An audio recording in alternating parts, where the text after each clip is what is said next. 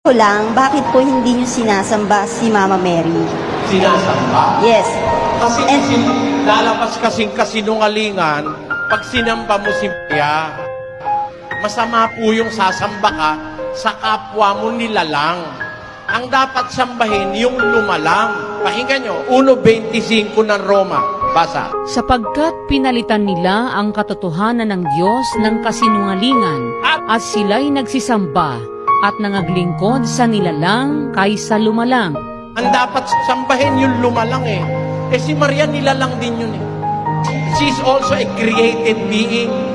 Creature siya eh. Hindi naman siya creator eh. Ang sinasamba po, yung creator. Pag sumamba ka sa nilalang, kasinungalingan yun. Mali sa Diyos yun. Kaya yung mga anghel, sa Biblia, bawal sambahin ng anghel. 22:8 ng Apokalipsis. At akong si Juan, ako ang nakarinig at nakakita ng mga bagay na ito. At nang aking marinig at makita, ay nagpatira pa ako upang sumamba sa harapan ng anghel na nagpakita sa akin ng mga bagay na ito. At sinasabi niya sa akin, ingatan mong huwag gawin yan. Ako'y kapwa mo alipin at ng iyong mga kapatid na mga propeta at ng mga tumutupad ng mga salita ng aklat na ito. Sumamba ka sa Diyos. Anghel na yan ha, ayaw pasamba.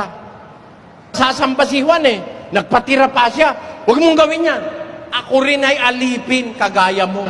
Sa Diyos ka sumamba. Sabi nung anghel. Masama po yan. Hindi ka maliligtas pag sumamba ka sa anghel. 2 ng Kolosas.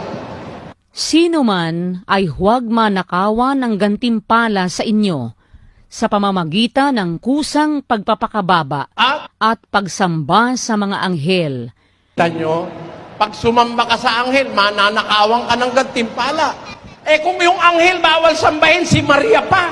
Eh tao lang naman si Maria, di naman anghel. Tanyo, ano sabi ng Biblia? Deuteronomio 5:7 hanggang 9. Huwag kang magkakaroon ng ibang mga Diyos sa harap ko. Huwag kang gagawa para sa iyo ng larawang inanyuan, nakawangis ng anumang anyong nasa itaas sa langit, Oo. o ng nasa ibaba sa lupa, Oo. o ng nasa tubig sa ilalim ng lupa. Huwag mong yuyukuran sila, o paglilingkuran man sila, sapagkat akong Panginoon mong Diyos ay mapanibughuing Diyos. Nagseselos ang Diyos eh. Eh, biro mo naman, siya gumawa sa'yo, tapos lumuhod ka sa iba. Ay, hindi naman hindi naman pinapasinasamba. Yun pinapatungkol naman namin sa Diyos. Yun daw ginagawa nila sa Ribulto, pinapatungkol sa Diyos. Eh, ganito naman halimbawa ko. Halimbawa, eto, lalaki, asawa mo. Babae naman ikaw. Yun ang asawa mo. Hahalikan mo yung ibang lalaki, yayakapin mo. Huwag ka magagalit, patungkol naman sa iyo to eh. Payag ka. Hindi payag ang Diyos doon. Papatungkol mo sa kanya, kahoy itong niluluran mo, niyayakap mo. Di ba? O, tanyo merong isang ribulto, kahoy. Pupunasan mo.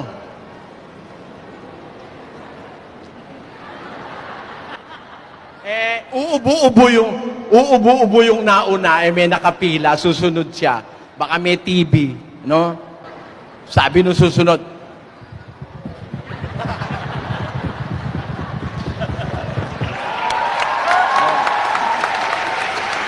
ikaw ang Diyos.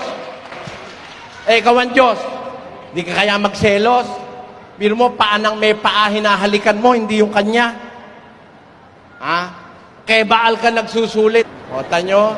Kaya yan, alam nyo mga kababayan, kahit ano pang pangangatwiran ang gawin, mali.